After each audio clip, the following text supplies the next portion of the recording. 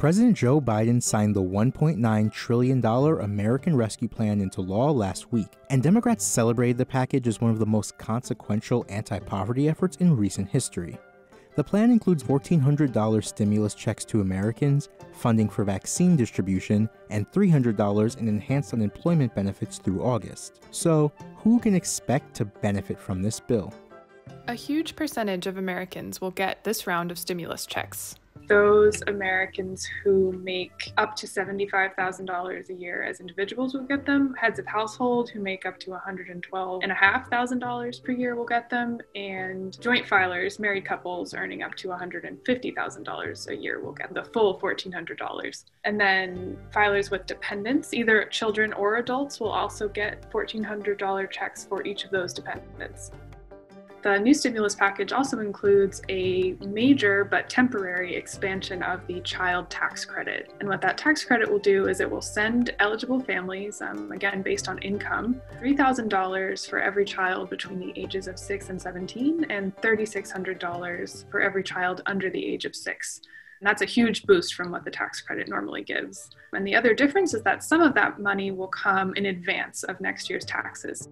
Experts are saying that that credit is expected to boost 4.1 million children over the poverty line during the year that it's active, and 83 million children live in households that will benefit from the expanded credit. Small businesses are also getting more help in this bill. The bill will give another $7.25 billion to the Paycheck Protection Program, which is that really popular federal loan program for overhead and payroll costs to help the smallest businesses stay afloat during the crisis. It doesn't extend the PPP, although lawmakers are kind of expected to do that in the next weeks and months. And there's also billions more for other grants and loan programs for small businesses.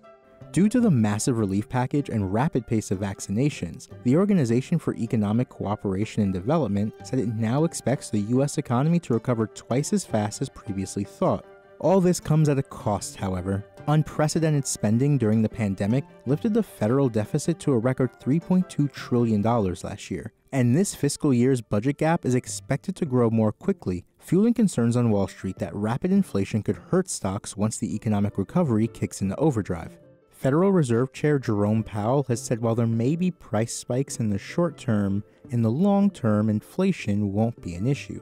But this might not be the only big spending the Biden administration is targeting this year. It is expected that Congress will pass another big spending bill in the coming months. President Biden kind of has divided his priorities into rescue and recovery.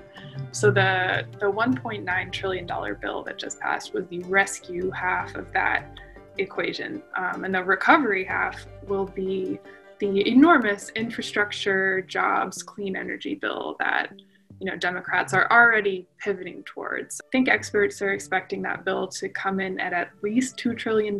So it will be just as big, if not bigger, than the current stimulus that just passed. It will be a while, it will be months, I think, before we see any more spending, especially given all those concerns about debt and inflation. Adding another $2 trillion in spending on top of the $1.9 trillion they just authorized, on top of the five spending bills they did in 2020, it's not going to be an easy argument.